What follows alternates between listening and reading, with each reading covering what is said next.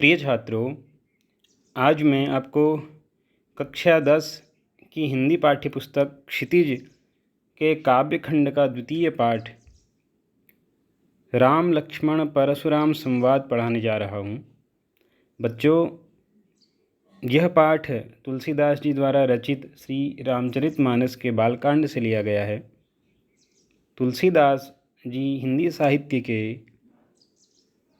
उत्कृष्ट कवियों में से अन्यतम हैं और इनकी यह रचना जो रामचरितमानस है यह भी अनुपम एवं अतुलनीय रचना है हिंदी साहित्य की। बच्चों, तुलसीदास जी के बारे में आपको अधिक न बताते हुए मैं इतना ही कहूँगा। अयोध्या सिंह उपाध्याय एक हिंदी के कवि हुए हैं जिनको हरिऔध भी कहा जाता है। तो उन्होंने तुलसी जी के बारे में बोला है कि कविता करके तुलसी न लसे, कविता लसी पा तुलसी की कला। अर्थात तुलसीदास जी जो है वो अपने ग्रंथों से तुलसीदास जी की पहचान नहीं हुई या तुलसीदास जी की शोभा नहीं बढ़ी, बल्कि तुलसीदास जी की कला पा करके उनके ग्रंथों की शोभा बढ़ गई।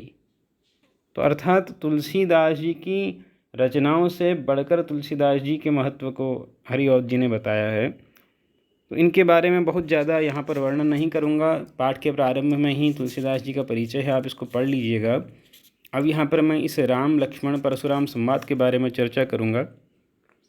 बच्चों, ये घटना है राम और सीता जी के स्वयंवर की। राम जी लक्ष्मण जी के साथ, गुरु विश्वामित्र जी के साथ जनकपुरी में पहुँचे हुए हैं और वहाँ पर सीता जी का स्वयंवर का महोत्सव आयोजित हो रहा है। सीता जी के स्वयंवर में राम और लक्ष्मण तो केवल देखने के लिए गए थे गुरु विश्वामित्र जी के साथ, लेकिन जब वहाँ किसी भी राजा ने उस धनुष को तोड़ने में सफलता नहीं प्राप्त की तो अंत में राम जी गुरु के आदेश से धनुष तोड़ने जाते हैं और राम जी के छूते ही धनुष भंग हो जाता है। और धनुष भंग होने के कुछ समय बाद ही वहाँ पर परशुराम जी का आगमन होता है। परशुराम एक तपस्वी ऋषि हैं और महर्षि भृगु के पुत्र हैं।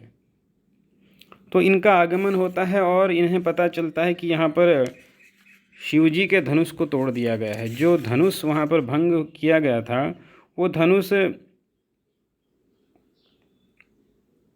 शिव धनुष है,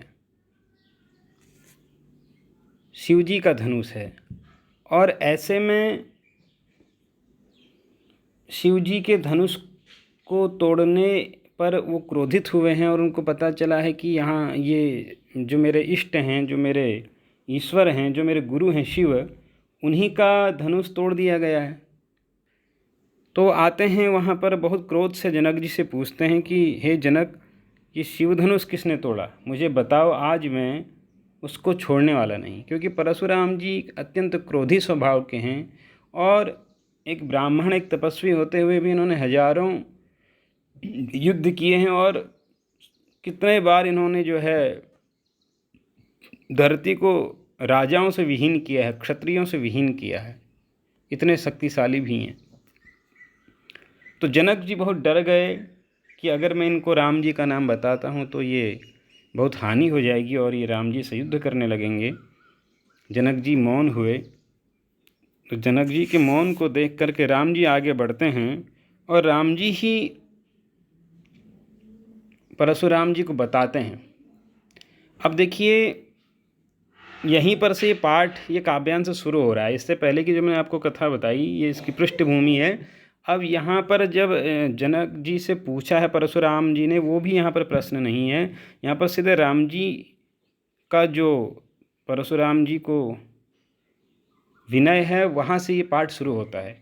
तो पहली पंक्ति है इस पाठ की, नाथ शंभु धनु भंज निहारा, होई ही को एक दास तुम्हारा। तो ये राम जी कहते हैं कि नाथ, हे नाथ, हे स्वामी, क्योंकि परशुराम जी वो तपस्वी हैं, ऋषि हैं, वो पूजनीय हैं और राम जो हैं वो क्षत्रिय हैं और राजा हैं। तो राजा से ऋषि हमेशा बड़ा बड़ा होता है और आदरणीय होता है राजा का। तब उन्होंने कहा कि हे नाथ, ये जो शंभु के धनुष को तोड़ने वाला जो भी व्यक्ति है, भंजनी हारा अर्थात तोड़ने वाला, हो ही को एक दास तुम्हारा, ये कोई तुम्हारा ही एक दास होगा, तुम्हारा ही कोई सेवक होगा। आये सुकाह कहिय किन मोही, सुनी रिसाई बोले मुनि कोही। तो राम जी बोलते हैं कि आये सुकाह कहिए किन मोही, तो बताइए क्या आज्ञा है आपकी, आप मुझसे क्यों नहीं कहते हैं, अर्थात मुझसे कहिए कि आपकी जो भी आज्ञा है मुझे बताइए, मैं स्वीकार करता हूँ। जिसने भी राम जी का धनुष तोड़ा है वो आपका ही कोई सेवक है। जब ये परशुराम जी ने सुना तो सुनी रिसाई बोले मुनि कोही, कोही अर्थात क्रोधी, क्रोधी मुनि परशुराम जी ये सुनते ही बहुत क्रोधित हुए और बोले, अर्थात क्रोधित होकर के बोले। क्या बोले? सेवकु सो जो करे सेवकाई, अरि करनी करी करिय लराई। अरे सेवक तो वो होता है जो सेवकाई करे, जो सेवा करे, और अरि करनी करी करिय लराई, और यहाँ पर तो जो है शत्रुता के जैसे काम किए गए हैं। शिव जी का धनुष तोड़ा गया है तो अरि करनी, अरि अर्थात शत्रु, अरि शत्रु को कहते हैं, तो अरि करनी करी करिय लड़ाई। अब शत्रुता का जैसा कार्य किया है तो फिर अब यहाँ पर तो युद्ध करना चाहिए। यहाँ पर तो क्या करना है? युद्ध किया है, लड़ाई का काम किया है यहाँ पर। सुनहु राम जहि शिव धनु तोरा, सहस बाहु सम सो रिपु मोरा। तो राम जी कहते हैं सुनहु राम जहि शिव धनु तोरा, राम सुनो, जिसने भी शिव जी का धनुष तोड़ा, सहस बाहु सम सो रिपु मोरा, वो सहस्र बाहु के समान मेरा शत्रु है। सहस्र बाहु एक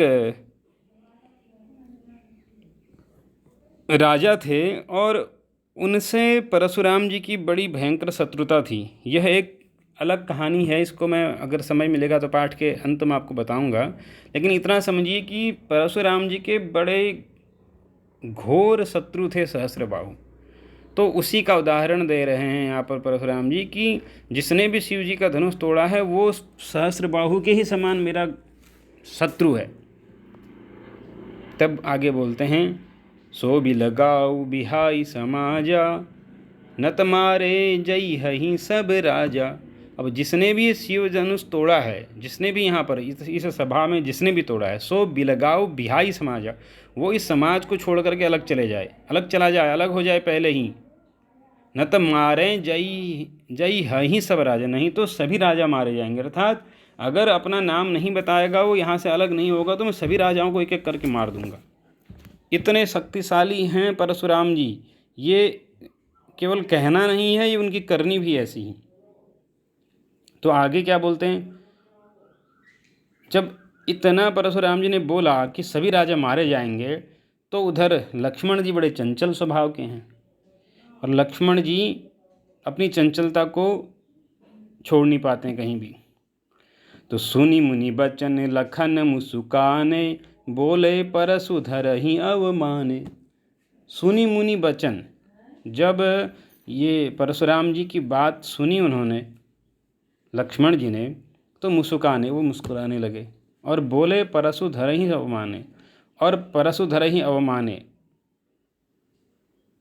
बोले परशु धरहि अवमाने। और वो जो है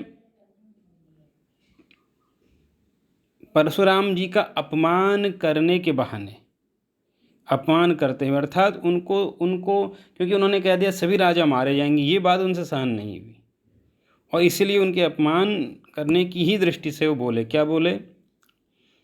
बहुधनु ही तोरी लरिकाई, कबहुन असिरिस कीन्ही गोसाई। हे स्वामी, हमने तो ऐसे बहुत से धनुष पहले बचपन में भी तोड़े थे, बहुत से धनुष हमने तोड़े थे, और तब आपने क्या किया? कबहु न असी रिस कीन्ही गोसाई। रिस अर्थात क्रोध, कबहु अर्थात कभी, असी ऐसी, आपने ऐसी रीस कभी नहीं की, अर्थात ऐसा क्रोध आपने कभी भी नहीं किया जिस प्रकार का आप आज क्रोध कर रहे हैं कि सहस्त्र बाहु के समान मेरा शत्रु है वो। यही धनु पर ममता के हेतु सुनि रिसाई कह भृगुकुल केतु। तो लक्ष्मण जी बोले कि यही धनु पर ममता के हेतु, इसी धनुष पर इतनी ममता क्यों है आपकी, किस कारण से इस धनुष पर आपकी इतनी ममता है। जब ऐसा बोलते हैं तो सुनि रिसाई कह भृगुकुल केतु। भृगुकुल अर्थात भृगु वंश के केतु अर्थात ध्वजा की तरह जो हैं, केतु ध्वजा को कहते हैं। भृगुकुल अर्थात ये भृगुवंश में हैं, भृगुवंश के ये भृगुवंश में इनका जन्म हुआ है परशुराम जी का, और जमदग्नि के पुत्र हैं। ये भृगु का वंश है और जमदग्नि जी के पुत्र हैं। तो भृगुकुल केतु का अर्थ हुआ कि जो भृगुकुल के ध्वजा के समान है, अर्थात भृगुकुल में जो सर्वश्रेष्ठ हैं ऐसे परशुराम। वो बड़े क्रोध करके बोल रहे हैं, क्या बोले, रे नृप बालक काल बस बोलत तो ही न संभार। धनु ही सम त्रिपुरारी धनु विदित सकल संसार। रे नृप बालक, अरे राजा के बेटे, अरे राजा के पुत्र, काल बसाओ, लगता है तू आज काल के बस में हो गया है। बोलत तो ही न संभार, तुझसे संभल के नहीं बोला जा रहा है। तुझे बोलना है, तुझे क्या बोलना है क्या नहीं बोलना ये समझ में नहीं आ रहा है। धनु ही सम त्रिपुरारी धनु, क्या जो तूने बचपन में जो धनुष तोड़े थे, क्या उन्हीं के जैसा है ये त्रिपुरारी शिव जी का धनुष। विदित सकल संसार, ये सारा संसार जानता है कि शिव धनुष की क्या महिमा है, और तू इस बात को नहीं जानता है। इस प्रकार से उन्होंने बोला, परशुराम जी ने लक्ष्मण जी से बोला। तब लक्ष्मण जी क्या बोलते हैं, लखन कहा हसी हमरे जाना सुनहु देव सब धनुष समाना। हंसी अर्थात हंस करके, लखन ने कहा हंस करके, लक्ष्मण जी ने हंस करके कहा। हमरे जाना अर्थात हमारी दृष्टि में तो, हमरे जाना अर्थात हमारी दृष्टि में तो, सुनहु देव सब धनुष समाना, हे देव हमारी दृष्टि में तो सारे धनुष क्या हैं, समान हैं।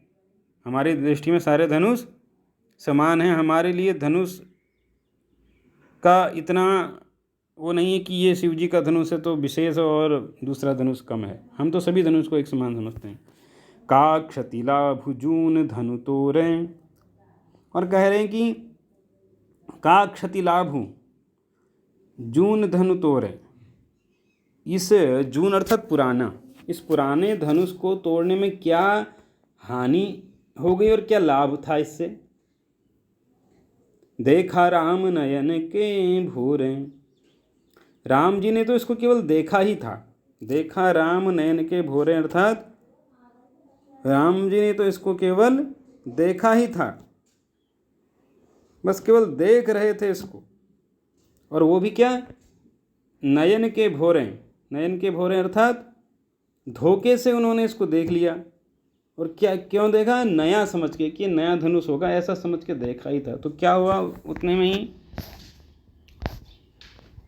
छुअत टूट रघुपति ही न दोसु मुनि बिनु काज करिय कत रोसु। और राम जी के छूते ही ये धनुष टूट गया। छुअत टूट, छूते ही टूट गया। तो रघुपति ही न दोसु, इसमें राम जी का क्या दोष है भैया, राम जी का दोष क्या है इसमें।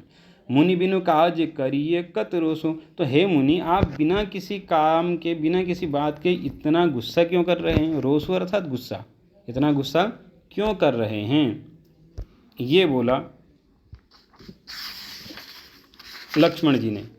तब आगे क्या होता है, बोले चितय परसु की ओरा रेसठ सुने ही सुभाऊ न मोरा। बोले चितय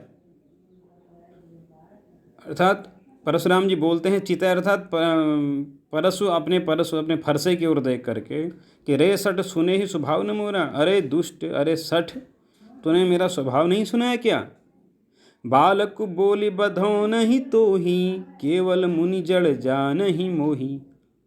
अरे मैं तुझे बच्चा समझ करके नहीं मार रहा हूँ, और तू मुझे केवल मुनि एक जड़ मुनि, एक सामान्य मुनि समझ रहा है, एक सामान्य साधु समझ रहा है मुझे। बाल ब्रह्मचारी अति कोही, विश्व विदित क्षत्रिय कुल द्रोही। मैं बाल ब्रह्मचारी हूँ, बचपन से ही ब्रह्मचर्य का व्रत किया है मैंने, और अति क्रोधी, अत्यधिक क्रोधी स्वभाव है मेरा। केवल मुनि और विश्व विदित क्षत्रिय कुल द्रोही, और क्षत्रिय कुल से का द्रोही हूँ मैं, क्षत्रिय कुल से द्रोह करने वाला हूँ। विश्व विदित है ये बात, ये संपूर्ण विश्व जानता है कि क्षत्रियों को मैंने कितने बार परास्त किया है। भुज बल भूमि भूप बिनु कीन्ही, विपुल बार महि देवन दीन्ही। और अपने भुजाओं के बल पर, भुज बल अर्थात अपने भुजाओं के बल से, भूमि भूप बिनु कीन्ही, मैंने कितनी बार जो है भूमि जो है, भूमि अर्थात पृथ्वी, भूप अर्थात राजा, तो मैंने पृथ्वी को कितनी बार अपने भुजाओं के बल से राजा से विहीन कर दिया। भूप बिनु कीन्ही अर्थात राजाओं से रहित कर दिया। विपुल बार, और ये एक बार नहीं अनेक बार, विपुल बार अर्थात अनेक बार। महिदेवन है दीनी, और मैंने राजाओं से रहित करके धरती कितनी बार ब्राह्मणों को सौंप दी थी। ये बात कह रहे हैं परशुराम जी। किनसे किनसे कह रहे हैं?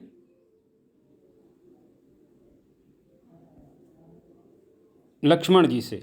तो बच्चों आइए, एक मिनट में थोड़ा इसको रफ कर दूं। विपुल बार मही देवन है दीनी, अनेक बार मैंने इस प्रकार के काम करके ब्राह्मणों को धरती सौंपी है। आगे देखिए, सहस बाहु भुज छेद निहारा, परसु बिलोक महीप कुमारा। सहस बाहु भुज छेद निहारा, मैंने सहस्र बाहु की भुजाओं को मैंने जो है सहस्र बाहु की भुजाओं को क्या कर दिया था?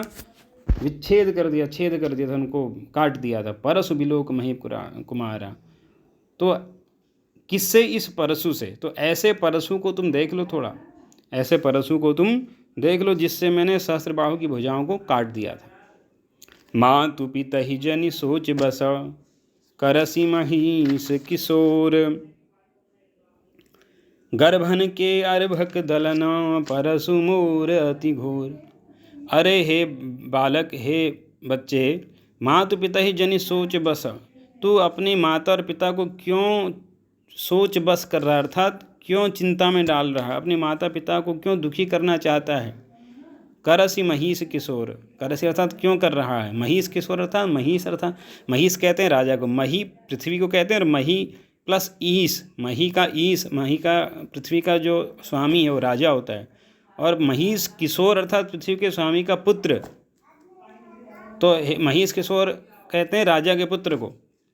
तो हे राजपुत्र, तू क्यों जो है अपने माता पिता को चिंता में डाल रहा है। गर्भन के अर्भक दलना, परशु मोर अति घोर।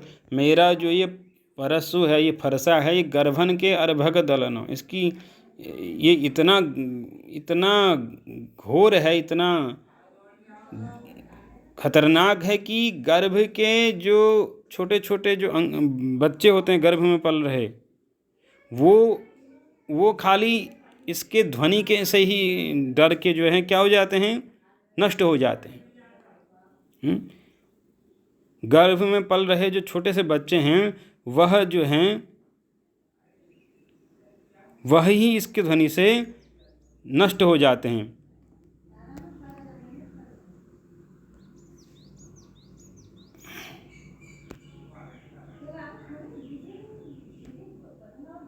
तो इस प्रकार की बात कह के वो लक्ष्मण को अपनी वास्तविकता बता रहे हैं, और उनको अभी ये पता नहीं है कि ये लक्ष्मण शेषावतार हैं, साक्षात भगवान विष्णु के शेषनाग हैं, और राम जो हैं वो विष्णु के अवतार हैं, ये अभी उनको ज्ञान नहीं है।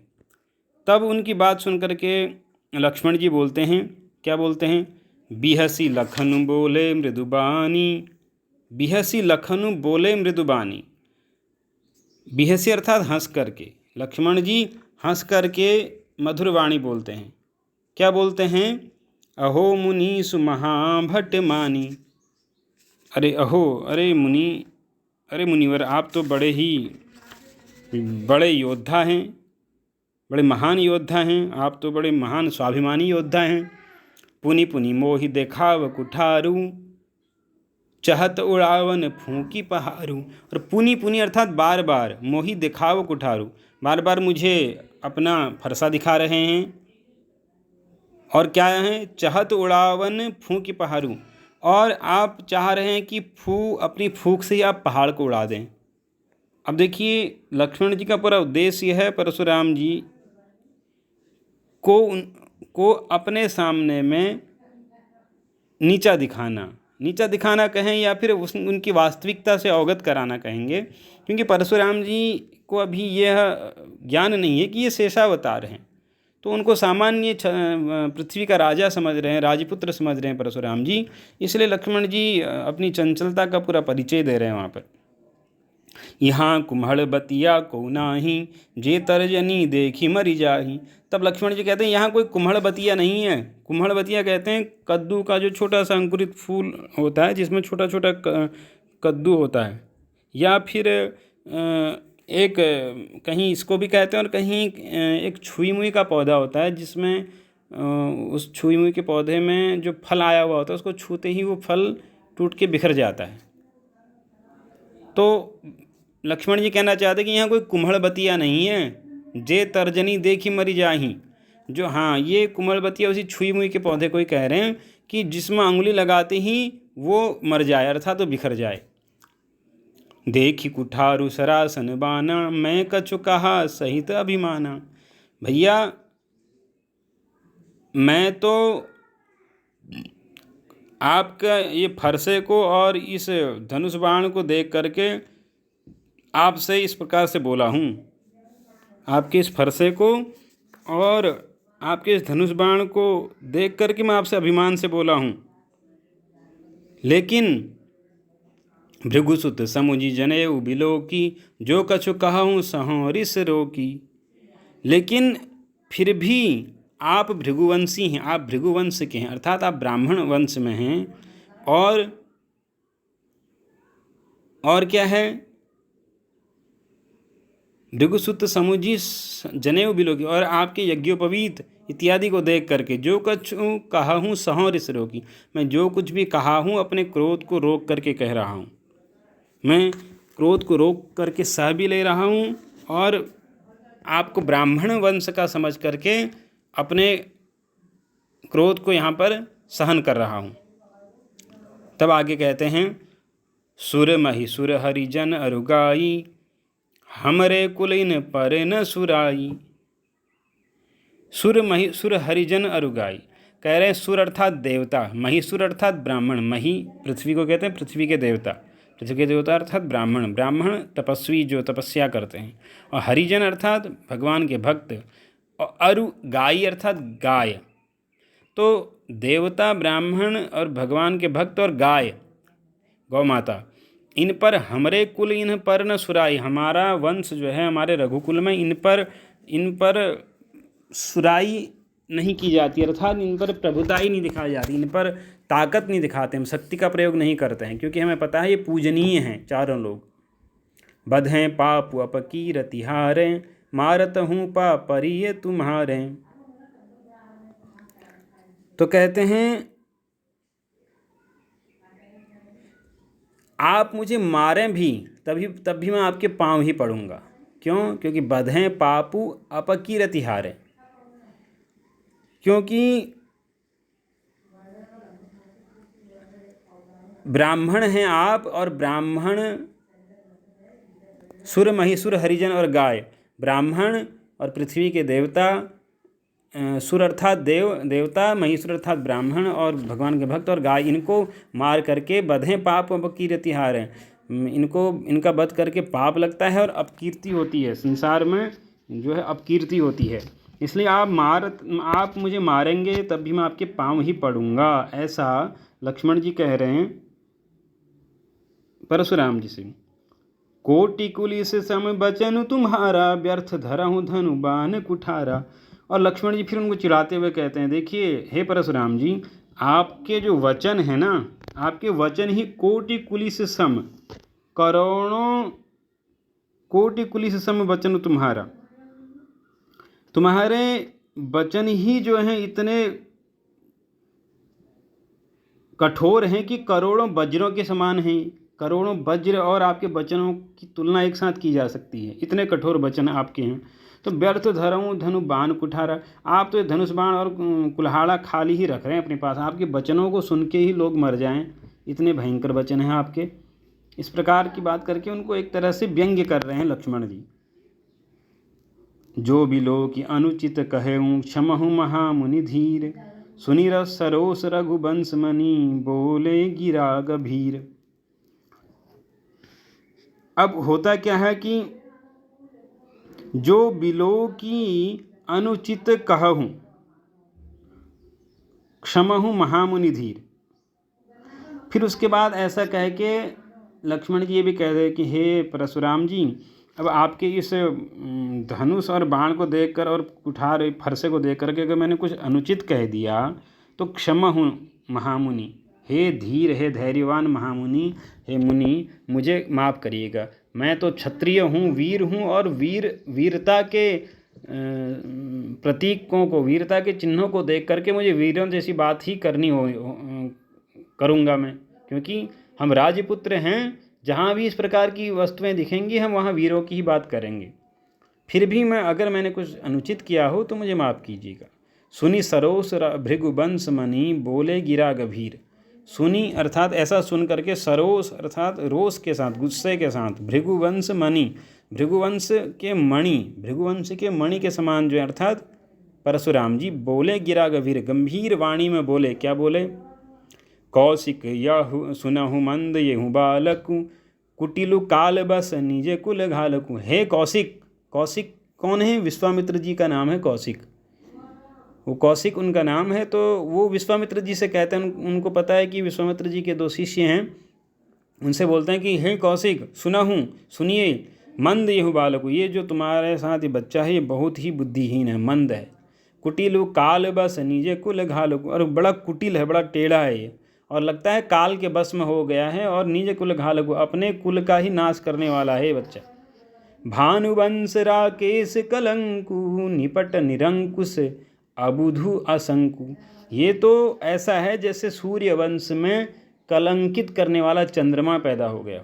सूर्यवंश का कलंकित चंद्रमा के समान है, और निपट निरंकुश, और एकदम निरंकुश है, अबुधु बुद्धिहीन है, असंकु निर्भय है, बिना कुछ सोचे समझे बोलने वाला है। काल कवलु होई छन माही, कहों पुकारी खोरी मोहि नाही। देखो, काल कवल होई ही छन माही, एक क्षण में ही ये काल कवलित हो जाएगा, अर्थात काल का ग्रास बन जाएगा, अर्थात मारा जाएगा। फिर कहों पुकारी खोरी मोहि नाही, फिर तुम मुझे दोष मत देना भैया। कहों पुकारी खोरी मोहि नाही, फिर मुझे आप कुछ दोष मत देना, अगर ये मैंने इसको जो है अगर कुछ कर दिया तो। जब ऐसा बोला, तुम हट कहूँ जो चाहूँ उबारा, कही प्रताप बलु रोसु हमारा। देखिए कौशिक जी, आप इसको, हे विश्वामित्र जी, आप इसको समझा दीजिए। तुम हट कहूँ, तुम इसको कह करके यहाँ से हटा दीजिए। चाहूँ उबारा, अगर तुम इसको बचाना चाहते हो तो इसको समझा दो। कही प्रताप बलु रोसु हमारा, हमारा बल और हमारा प्रताप और हमारा क्रोध, इसको बता दो कि हम कितने बलशाली हैं, कैसा हमारा प्रताप है और कैसा हमारा क्रोध है। अब जब ये सुना तो फिर लक्ष्मण जी फिर बोल गए। फिर क्या बोलते हैं? लखन कहे मुनि सुजसु तुम्हारा, तुम ही अछत को बरने पारा। अरे परशुराम जी, आप हमारे गुरुजी से कह रहे हैं कि इनको बता दो, तो ऐसा है, आपके बारे में तो आपसे अच्छा, लखन कहो मुनि सुजसु तुम्हारा, आपकी सुयस को आपसे अच्छा, तुम ही अछत को बरने पारा, तुमसे अच्छा और दूसरा कौन कह पाएगा? क्योंकि आपने अपने बारे में पहले ही बता दिया है बहुत कुछ, तो आपसे अच्छा आपके बारे में और कौन बता पाएगा? अपने महु तुम आपनी करनी, बार अनेक भांति बहु बरनी। अपने मुँह, आपने अपने ही मुख से अपनी करनी कितनी बार कह दी, बार अनेक भांति बहु बरनी, अनेक बार और अनेक प्रकार से आपने कह दी है अभी तक। नहीं संतोषु तब पुनि कछु कहूँ, जनि रिस रोकी दुसह दुख सहूँ। अगर आपको अभी भी अपनी महानता का बखान करके संतोष नहीं हुआ, तो फिर अपने क्रोध को रोक करके आप फिर अपने बारे में और कह दीजिए। फालतू में जो है इसको रोक करके क्यों इतना कष्ट आप सह रहे हैं। इस प्रकार से लक्ष्मण जी फिर उनके क्रोध को बढ़ाने का काम कर रहे हैं। वीर व्रती तुम धीर अछोभा, गारी देत न पावहु शोभा। हे परशुराम जी, आप तो वीर हैं, वीर व्रती हैं, वीरता का व्रत लिए हुए हैं, आप धैर्यवान हैं, अक्षोभ और अक्षुब्ध क्षुब्ध नहीं होने वाले हैं। अर्थात आप जो है किसी बात से आपको कोई फर्क नहीं पड़ता है, आपको कभी किसी भी घटना से कुछ हलचल नहीं होती है आप में। फिर आप गारी दे रहे हैं, आप इतने गंदे गंदे शब्दों का अजीब ढंग के शब्दों का प्रयोग कर रहे हैं। गारी दे तो न पाओ शोभा। गाली का अर्थ यहाँ पर यह है कि वो जो बच्चे से कह रहे हैं कि तो कुटिल है, टेढ़ा है, काल बस है और सूर्यवंश का कलंक है, इसी को गाली के नाम से पुकारा गया है। तो ऐसा नहीं कि आजकल के बच्चों की तरह कोई गाली दी जा रही है, यही सब गाली के नाम से वहाँ पर कह रहे हैं। तो कह रहे हैं कि आप इस प्रकार के शब्दों का प्रयोग कर रहे हैं, वो आपके लिए उचित नहीं है। लक्ष्मण जी कह रहे हैं परशुराम से। और फिर कहते हैं लक्ष्मण जी आगे, सूर समर करनी करही, कहीं न जना वही आपू, विद्यमान रन पाई रिपु, कायर कथहि प्रतापु। हे परशुराम जी, सूर समर करनी करही। सूर जो होते हैं, जो सूरवीर होते हैं, वो समर अर्थात युद्ध में, करनी करही अपनी करनी को करते हैं, अर्थात जो उनको करना चाहिए युद्धभूमि वो करते हैं। वो कहीं न जना वहीं आपू, न कि वो अपने बारे में वहाँ कहते रहते हैं कि मैं तो ऐसा हूँ, मैं तो ये कर दूँगा। अपनी बढ़ाई नहीं करते हैं युद्ध भूमि में। जो वीर लोग हैं वो वहाँ पर युद्ध करते हैं। विद्यमान रन पाई रिपु, कायर कथहि प्रताप। और जो कायर लोग होते हैं, जो डरपोक लोग होते हैं, वो शत्रु को रणभूमि में देख करके अपने प्रताप को कहते हैं, अपनी बड़ाई करने लग जाते हैं। जानता नहीं है मुझे, मैं कौन हूँ, मैंने ऐसा कर दिया, मैंने ऐसा कर दिया। अर्थात लक्ष्मण जी एक तरह से व्यंग्य करके परशुराम जी को ये कहना चाह रहा है कि आप कायर हो, तभी आप अपने बारे में बता रहे हो, नहीं तो अभी तक तो आप युद्ध शुरू कर देते। तो युद्ध के लिए उकसाया जा रहा है। किनको उकसाया जा रहा है? परशुराम जी को, लक्ष्मण जी के द्वारा। अब आगे देखिए, परशुराम जी को इस बात से क्या प्रतिक्रिया वहाँ से आती है। तुम तो कालू हाँक जनुलावा, बार बार मोही लागी बुलावा। लगता है तुम आज, अच्छा लक्ष्मण जी ही कह रहे हैं यहाँ पर फिर से, तुम तो कालू हाँक जनुलावा। हे परशुराम जी, लगता है तुम तो काल को अपने साथ आज ले आए हो, आज तुम काल को अपने साथ ले आए हो, मानो बार बार मुझे लागी बुलाओ, इसलिए बार बार मुझे जो है आप बोल रहे हैं उल्टा सुल्टा।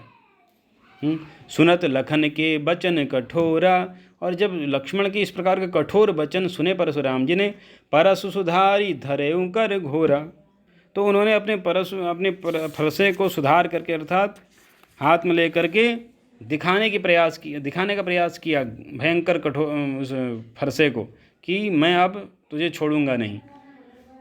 अब जनी देई दोष मोहि लोगू, कटुबादी बालकु बध जोगू। कहे अब लोग मुझे दोष दें या कुछ करें, लेकिन ये अब जनी देई दोष मोहि लोगू, चाहे मुझे लोग दोष दें या कुछ करें, लेकिन कटुबादी बालगु बध जोगु, ये जो बच्चा है ना, जो इतना कड़वा बोल रहा है, ये जो है अब तो ये इसका वध ही करना पड़ेगा। ये वध करने लायक ही है, ये छोड़ने लायक नहीं है।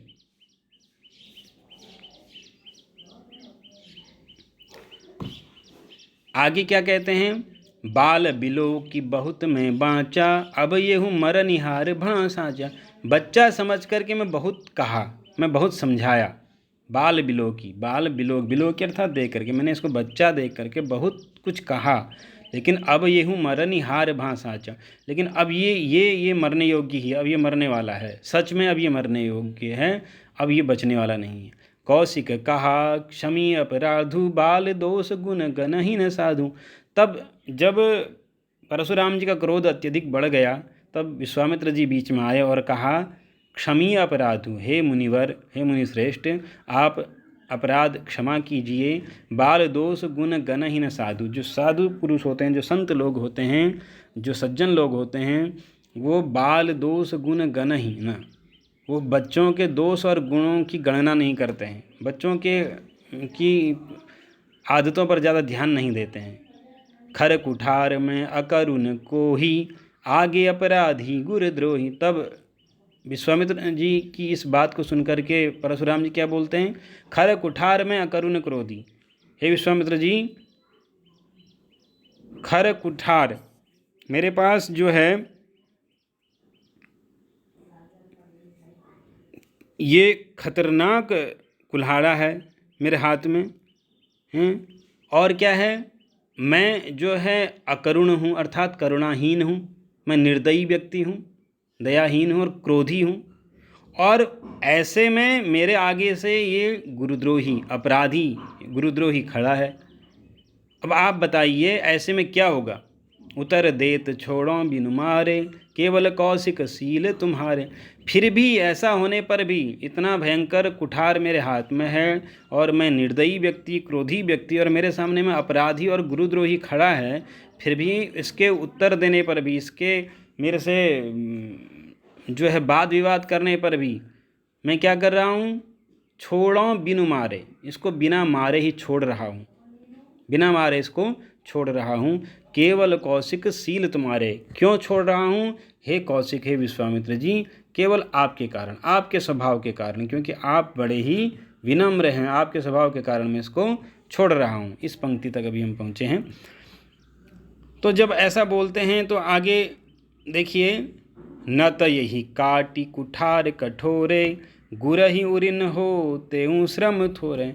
कह रहे नहीं तो यही काटी कुठार कठोरे, इस कठोर कुठार से, इस भयंकर कुल्हाड़े से अभी तक मैं इसको काट दिया होता, और गुरु ऋण से थोड़े ही श्रम में मैं गुरु ऋण से उऋण हो गया होता। गुरु ऋण से उऋण, गुरु ऋण कहते हैं गुरु जी का जो ऋण है, और गुरु हैं इनके शिव, और शिव का धनुष तोड़ा है। तो अगर गुरु की कहीं पर गुरु निंदा हो रही है या गुरु के किसी भी प्रकार से गुरु का अपमान हो रहा है, तो वहाँ पर शिष्य का कर्तव्य होता है कि वो गुरु के अपमान का विरोध करे। तो वही कह रहे हैं परशुराम जी कि मैं थोड़ा ही परिश्रम करता और गुरु ऋण से उऋण हो जाता, अर्थात गुरु ऋण से तर जाता मैं इसको काट करके, क्योंकि ये अपराधी है, गुरुद्रोही है। गादि सूनु कह हृदय हंसी, मुनि हरि अरे सूझ, अयमय खान न ऊखमय, अजहू न बूझ अबूझ। अब होता क्या, गाधी सूनु कहते हैं, विश्वामित्र जी का ही गाधी सूनु भी नाम है। गाधी सूनु, सूनु अर्थात पुत्र होता है, गाधी सूनु। तो गाधी पुत्र जो विश्वामित्र हैं वो कहते हैं हृदय हंसी, कहा हृदय हंसी, अर्थात अपने हृदय में हंस करके कहते हैं, अर्थात मन ही मन मुस्कुराते हैं। मुनि ही हरि अरे सूझ, इन मुनि को तो सब जगह हरा भरा ही दिख रहा है, सब जगह हरा भरा ही दिख रहा है। अर्थात क्योंकि इससे पहले परशुराम जी ने अनेकों बार क्षत्रियों को मारा है, क्षत्रियों को परास्त किया है। अब उनको लग रहा है कि मुझसे जीतने वाला कोई भी यहाँ पर इस संसार में नहीं है, ऐसी भूल वो कर रहे हैं। अयमय खान न ऊखमय, अजहू न बूझ अबूझ। और विश्वामित्र जी कहते हैं ये जो दो बालक हैं, ये अयमय खान, ये जो है ये क्या हैं, लोहे के खंबे के समान हैं। क्या हैं, लोहे के खंबे के समान हैं या लोहे के खड्ग के समान हैं। न ऊखमय, न कि ऊख के खड्ग, ऊख कहते हैं गन्ने को, गन्ने से बना हुआ कोई शक्कर से बनी हुई तलवार नहीं है जो पानी लगते ही पिघल जाएंगे या मुंह में जाते ही पिघल जाएंगे। ये क्या हैं, लोहे के खड्ग के समान है बच्चे। और अजहू न बूझ अबूझ, और फिर भी परशुराम जी इनको नहीं समझ पा रहे हैं। इन अजहू न सूझ, अजहू न बूझ, अभी भी इन अबूझ अर्थात इन अवर्णनीय, इन दोनों जो परमेश्वर के अवतार स्वरूप हैं, इनको नहीं समझ पा रहे हैं। कौन, परशुराम जी। ये बात विश्वामित्र जी मन ही मन में सोचते हैं। कहेऊँ लखन मुनि, अब इतने में ही लक्ष्मण जी फिर बोल जाते हैं, क्योंकि विश्वामित्र जी परशुराम जी के बोलने के बाद शांत हैं, मन ही मन सोच रहे हैं, तब तक लक्ष्मण जी बोल गए। क्या बोले? कहेऊँ लखन मुनि सील तुम्हारा, को नहीं जान विदित संसारा। हे मुनि, आपके इस सील, आपके इस स्वभाव को इस संसार में कौन नहीं जानता है। माता पिता ही उरिन भयनी के, गुर ऋनु रहा सोचु बड़ जी के। माता और पिता के ऋण से तो आप बहुत अच्छी तरह से उऋण हो चुके हैं, ऐसा ये भी व्यंग्य किया। क्यों? क्योंकि इन्होंने कहा कि मैं गुरु ऋण से उऋण हो जाता, अर्थात कहने का तात्पर्य यह है कि माता और पिता के ऋण से उऋण हो गया हूँ। लेकिन शास्त्रों में कहा जाता है कि माता और पिता के ऋण से कोई भी कभी मुक्त नहीं हो पाता है। माता और पिता का ऋण और गुरु का ऋण कोई भी नहीं चुका पाता है। तो इसीलिए उन्होंने व्यंग्य किया लक्ष्मण जी ने कि माता पिता ही उऋण भयनीक, माता और पिता के ऋण से तो तुम बहुत अच्छे से उऋण हो चुके हो। गुर ऋणु रहा सोचु बड़ जी के, अब बस केवल गुरु का ही ऋण रहा है तुम्हारे पास, जो तुम इतना सोच रहे हो कि बस इसी को अब चुकाना है। आगे क्या कहते हैं? सो जनु हमरे ही माथे काढ़ा, दिन चली गए ब्याज बड़ बाढ़ा। और लगता है कि वो जो ऋण है, गुरु का ऋण, वो हमारे सिर में मढ़ा हुआ है, हमारे सिर में हम ही को जो है चुकाना है। और फिर आगे क्या कहा? दिन चली गए ब्याज बढ़ बाढ़ा, और बहुत दिन हो गए इसलिए ब्याज भी लगता है बढ़ गया है। अब आनिया व्यवहरिया बोली, तुरंत देव में थैली खोली। अब आप ऐसा करिए, किसी बोली लगाने वाले को ले आइए, कोई व्यापारी को ले आइए जो आपके गुरु ऋण का मोल बताए या फिर ब्याज बताए। तुरंत देव में थैली खोली, और मैं तुरंत ही थैला खोल करके आपका ब्याज सहित सारा ऋण चुका दूंगा। अब जब ऐसी बात लक्ष्मण जी ने बोली, फिर परशुराम जी का क्रोध और बड़ा है और कहते हैं सुनी कटु बचन कुठार सुधारा। सुनी कटु वचन, कड़वे वचन सुन करके फिर कुल्हाड़ा उन्होंने पकड़ा हाथ में। हाय हाय सब सभा पुकारा, सारी सभा हाय हाय करने लगी। लोगों को लगा कि अब परशुराम जी अपना ये फरसा जो है छोड़ने वाले ही हैं। आगे क्या होता है? भृगुवर परसु देखा बहुमोही, विप्र विचारी बचो नृप द्रोही, विप्र विचारी बचो नृप द्रोही। तो लक्ष्मण जी कहते हैं कि भृगुवर परसु दिखा बहुमोही, हे भृगुवर, हे भृगु वंश के श्रेष्ठ परशुराम जी, आप मुझे बार बार इस फरसा दिखा रहे हैं, आप मुझे बार बार फरसा दिखा रहे हैं, लेकिन विप्र विचारी बचो नृपद्रोही, और मैं आपको ब्राह्मण समझ के छोड़ रहा हूँ, मैं आपको ब्राह्मण समझ के छोड़ रहा हूँ।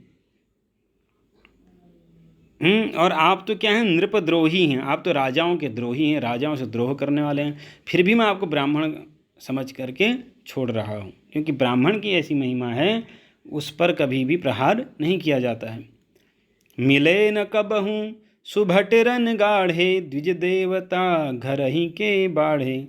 कह रहे हैं आपको वास्तव में तो बात यह है ना, मिले न कबहूँ सुभट रन गाढ़े, आपको रणभूमि में कभी सही योद्धा मिले नहीं। मिले न कबहूँ, कभी नहीं मिले, सुभट अच्छे योद्धा, रण गाढ़े, आपको रणभूमि में कभी अच्छे और भयंकर योद्धा नहीं मिले। द्विज देवता घर ही के बाड़े, और आप अपने ही घर के बड़े हो गए, क्योंकि ब्राह्मण वंश में कोई इतना बड़ा क्षात्र शक्ति वाला नहीं होता है, क्षत्रिय की तरह सूरवीर नहीं होता है, और आप एक हो गए तो आप अपने को ही सबसे बड़ा अब समझने लग गए। जो कि बात यह है, केवल आप अपने ही घर के बड़े हैं, या फिर अपनी ही दृष्टि में आप बड़े हैं, बाकी आपको इतना बड़ा कोई मानने वाला है नहीं। जब लक्ष्मण जी फिर उनकी बातों का जवाब ही देने लगे हैं, बार बार उनकी बातों का प्रत्युत्तर लक्ष्मण जी निरंतर दे रहे हैं, तो ऐसे में क्या हुआ? अनुचित कही सबू लोग पुकारे, रघुपति सह नहीं लखनु नेवारी। तो क्या हुआ कि फिर सभा के सभी लोगों ने कहा भैया ये सही नहीं है, अनुचित कही सब, भैया ये अनुचित है, अनुचित है, आप ऐसा मत कहिए। लक्ष्मण जी से लोग कहने लगे कि आप प्रत्युत्तर मत दीजिए, रघुपति सह नहीं लखनु नेवारे। तब क्या हुआ, राम जी ने सय नहीं अपने इशारे से ही लक्ष्मण जी को वहाँ से दूर किया, क्योंकि लक्ष्मण जी पूरे ब्रह्मांड में केवल राम जी की ही बातों को मानते हैं, बाकी वो किसी की बातों को नहीं मानते हैं, बस राम जी के इशारे को वो समझते हैं। राम जी ने इशारा किया और लक्ष्मण जी वहाँ से किनारे हो गए। लखन उतर आहुति सरिस भृगुवर कोप कृसानु, बढ़त देख जल सम बचन बोले रघुकुल भानु। अब हो क्या रहा था, परशुराम जी बड़े क्रोध में थे। भृगुवर कोप कृसानु, कृसानु कहते हैं अग्नि को, भृगुवर अर्थात परशुराम जी, उनका कोप अर्थात उनका क्रोध जो था अग्नि के समान था। और लक्ष्मण का जो उत्तर था, लक्ष्मण जी की जो बातें थी वो आहुति सरिस, वो आहुति की तरह थी। अर्थात अग्नि में अगर आहुति डालते हैं तो अग्नि क्या होती है, और भड़कती है ऊपर को। तो परशुराम जी के क्रोध रूपी अग्नि में लक्ष्मण जी के जो वचन थे वो आहुति के समान पड़ रहे थे, उनका क्रोध बढ़ता जा रहा था। तो बढ़त देख जल सम बचन, तो ऐसे में क्या हुआ, ये क्रोध को बढ़ता हुआ देख करके जल सम बचन बोले रघुकुल भानु, जल के समान, जल क्या करता है, अग्नि को नियंत्रित करता है। जब यज्ञ कुंड में अग्नि अत्यधिक प्रज्वलित होती है तो वहाँ पर भी जल के छींटे मारे जाते हैं उस अग्नि को शांत करने के लिए। तो वैसे ही वहाँ पर क्या हो रहा है, राम जी जल सम वचन बोले, जल के समान वचन बोलते हैं। रघुकुल भानु अर्थात रघुकुल के सूर्य, रघुकुल के सूर्य कौन है, राम जी हैं। तो राम जी जल के समान वचन बोले, अर्थात उन्होंने शांत भाव से विनम्रता से उनसे प्रार्थना की परशुराम जी से, और लक्ष्मण जी को वहाँ से किनारे किया। इसके बाद भी बच्चों यहाँ पर तो थोड़ा सा एक अंश दिया है इस काव्य का, ये बहुत लंबा संवाद है यहाँ पर। इसके बाद भी राम जी से भी बहुत क्रोध करते हैं परशुराम जी, और युद्ध करने के लिए बहुत उत्सुक होते हैं यहाँ पर परशुराम जी। लेकिन रघुकुल के मणि हैं राम, और वो मर्यादा पुरुषोत्तम हैं, वो समझते हैं कि हमें किसके साथ युद्ध करना है। तो अंत तक राम जी यही विनय करते हैं कि हे देवता, आप तो विप्र वंश में हैं, ब्राह्मण वंश के हैं, नहीं तो इस धरती पर कोई ऐसा नहीं है जिससे हम डरें, लेकिन आप ब्राह्मण हैं, और ब्राह्मणों से डर के रहना अच्छा होता है, क्योंकि आप तपस्वी हैं, आप श्रेष्ठ हैं, और श्रेष्ठों से डर के रहना अर्थात अपने ही कल्याण के लिए अच्छा होता है, अपना ही कल्याण उससे होता है, इसलिए हम आपके आगे झुके हैं। नहीं तो पूरी धरती पर कोई भी ऐसा राजा नहीं है, कोई भी ऐसा वीर नहीं है जिससे हम डरने वाले हों। तो इस प्रकार की बातें बोलते हैं राम जी बहुत। तब जाकर के अंत में जब बहुत कुछ कह के भी राम जी युद्ध के लिए तैयार नहीं होते हैं, और भृगु वंश मणि जो परशुराम जी हैं जब उनको समझाते हैं कि आप विप्र हैं, वास्तव में आप विप्र हैं, और विप्र के लिए शास्त्र में ये बातें बोली गई हैं, तब परशुराम जी अंत में समझ जाते हैं कि ये सामान्य राजा नहीं है, सामान्य राजपुत्र नहीं है, ये वास्तव में ये जो हैं भगवान विष्णु के ही अवतार हैं, ऐसा सोच समझ के। क्योंकि उन्होंने परशुराम जी ने अपना धनुष आगे बढ़ाया, राम जी से कहा अगर आप इस धनुष को पकड़िए और बाण खींचिए, तब वो धनुष जैसे ही परशुराम जी ने आगे बढ़ाया अपना, वो राम जी के पास पहुंच जाता है। इतना देखते ही परशुराम जी राम जी के चरणों में गिरते हैं और उनसे विनय करते हैं, विनती करते हैं, क्योंकि अब उनको आभास हो गया कि ये तो हमारे प्रभु हैं, ये केवल अयोध्या के राजा के पुत्र नहीं हैं, बल्कि ये भगवान विष्णु के अवतार हैं। इस प्रकार से फिर परशुराम जी राम जी की वंदना करते हैं, राम जी के यश का गान करते हैं। तो बच्चों, इस पाठ का मुख्य उद्देश्य ये है, यहाँ पर तो छोटा सा ये अंश मात्र दिया गया है, पूरा अगर यहाँ पर संवाद इनका दें तो बहुत लंबा हो जाएगा। इसका मुख्य उद्देश्य ये है कि दोनों बातें यहाँ पर, एक तो इस पाठ में ये बताया गया कि तपस्वी, ज्ञानी और श्रेष्ठ जो भी होते हैं, जो संत होते हैं, उन पर कितना भी प्रभावी व्यक्ति हो उसको अपना प्रभाव नहीं दिखाना चाहिए। राम जैसे प्रतापी राजा ने भी क्रोध करते हुए भी परशुराम से युद्ध नहीं किया।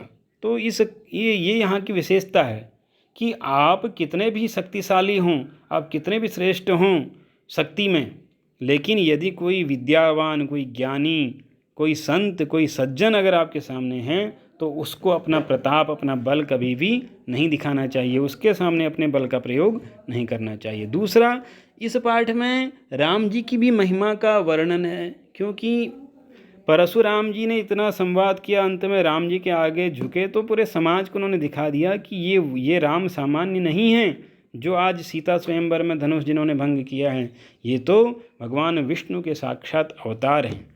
तो दोनों प्रकार से यहाँ पर इस पाठ में संदेश मिला है। राम जी के वास्तविक महिमा का वर्णन हुआ है परशुराम जी के द्वारा, और राम जी के द्वारा ये शिक्षा दी गई है कि इस